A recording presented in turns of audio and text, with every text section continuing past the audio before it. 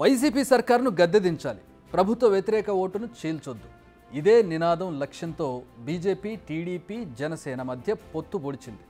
సీట్ల లెక్క తేలింది. కాస్త అటు ఇటుగా అభ్యర్థుల చిట్టా కూడా విడుదలైంది. కానీ సంథింగ్ ఈజ్ మిస్సింగ్. ఏదో తేడా కొడుతుంది. ఇంతకీ కూటమిలో ఏం జరుగుతోంది? టీడీపీ, బీజేపీ, జనసేన పొత్తు కుదిరినప్పటి నుంచి ఏదో సమస్య వెంటాడుతోంది. మూడు విభిన్న సిద్ధాంతాలు గల పార్టీలు అధికారం కోసం ఒక్క చోటికి చేరాయి. సిద్ధాంతాల గురించి మాట్లాడితే రాద్ధాంతాలనే ఫీల్ అయ్యే టైం ఇది. కానీ మూడు పార్టీల మధ్య అనుకున్నంత సమన్వయం కుదరడం లేదన్న ప్రచారం మాత్రం జరుగుతుంది. నిజానికి కూటమిలోకి బీజేపీ ఎంట్రీ ఇవ్వకముందే టీడీపీ, జనసేన మధ్య పొత్తు కుదిరింది. అప్పుడు ఇరు పార్టీలు కంబైన్డ్గా సమావేశాలు పెట్టుకున్నారు. ఈ సమావేశాల్లోనే ఆల్మోస్ట్ కొట్టుకునే పరిస్థితులు వచ్చాయి. అలాంటి కూటమిలోకి ఆ తర్వాత బీజేపీ కూడా ఎంట్రీ ఇచ్చింది. దీంతో రచ్చ మరింత పెరిగిందని చెప్పాలి. టీడీపీకి 144 సీట్లు, జనసేనకి 21, బీజేపీకి 10 సీట్లు ఎప్పుడైతే ఖరారయ్యాయో అప్పుడు మొదలైంది అసలైన రచ్చ. జనసేనకు కేవలం 21 సీట్లు దక్కడంపై జనసేన నేతలు అసంతృప్తిలో ఉన్నారు. ఆ అనౌన్స్మెంట్ వచ్చిన దగ్గర నుంచి కూడా బీజేపీకి అనుకున్న స్థానాలు దక్కకపోవడంతో ఆ పార్టీ నేతలు అలానే కనిపిస్తున్నారు. ఇక టికెట్ వస్తుందని ఆశించి పొత్తు కారణంగా టికెట్లు కోల్పోయిన నేతలైతే ఏకంగా నిరసనలకే దిగుతున్నారు. చంద్రబాబు నిర్ణయాలకు వ్యతిరేకంగా ఆందోళనలు చేస్తున్నారు, ఆత్మహత్యాయత్నాలు చేస్తున్నారు. దీంతో బుజ్జగింపుల పర్వం మొదలుపెట్టింది టీడీపీ అధిష్టానం. లేటెస్ట్గా అనపర్తి టికెట్ బీజేపీకి కేటాయించడంపై పెద్ద రచ్చ మొదలైంది. నల్లమిల్లి రామకృష్ణారెడ్డికి టికెట్ దక్కలేదని కార్యకర్తలు నిరసనకు దిగారు. ఆయన ఇప్పుడు ఇండిపెండెంట్గా బరిలోకి దిగే ఛాన్స్ కూడా ఉంది. తిరుపతిలో కూడా ఇదే సీన్ కనిపించింది. జనసేనకు టికెట్ దక్కడంపై టీడీపీ నేతలు ఫైర్ అవుతున్నారు. ఇక్కడ local, non local panchayati continue అవుతూనే ఉంది. అరకులోనూ గతంలోనూ దొన్నుదొరను టీడీపీ అభ్యర్థిగా ప్రకటించింది. కానీ బీజేపీ రిలీజ్ చేసిన లిస్టులో పాంగి రాజారావును అభ్యర్థిగా ప్రకటించారు. దీంతో అక్కడ అసమ్మతి రాగం వినిపిస్తోంది. ఎచ్చెర్ల నుంచి టీడీపీ సీనియర్ నేత, మాజీ మంత్రి కళా వెంకట్రావు టికెట్ ఆశించారు. కానీ పొత్తులో భాగంగా ఎచ్చెర్ల టికెట్ బీజేపీకి కేటాయించారు. దీంతో కళా వెంకట్రావు తీవ్ర అసంతృప్తిలో ఉన్నారు. ధర్మవరం నుంచి బీజేపీ నేత వరదాపురం సూరి, టీడీపీ నుంచి పరిటాల శ్రీరామ్ టికెట్లు ఆశించారు. కానీ బీజేపీ అనూహ్యంగా ధర్మవరం సీట్ను వై సత్యకుమార్ కేటాయించింది. ఇప్పటికే సూరి అనుచరులతో సమావేశం అయ్యారు. ఆయన భవిష్యత్ కార్యాచరణ ఏంటన్నది ఇప్పుడు ఆసక్తికరంగా మారింది. సూరికి టికెట్ రాకపోవడంతో పరిటాల అనుచరులు సంబరాలు చేసుకున్నారు.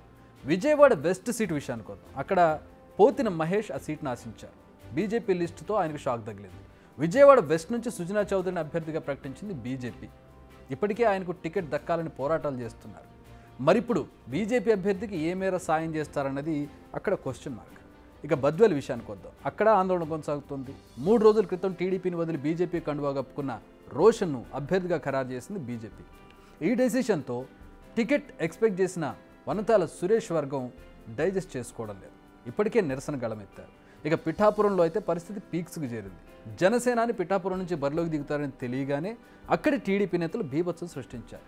అయితే ఆ తర్వాత బుజ్జగింపులతో వివాదం సద్దుమణిగింది. కానీ చాలా చోట్ల లోపల టికెట్ ఆశించి భంగపడ్డ నేతలు మాత్రం రగిలిపోతూనే ఉన్నారు.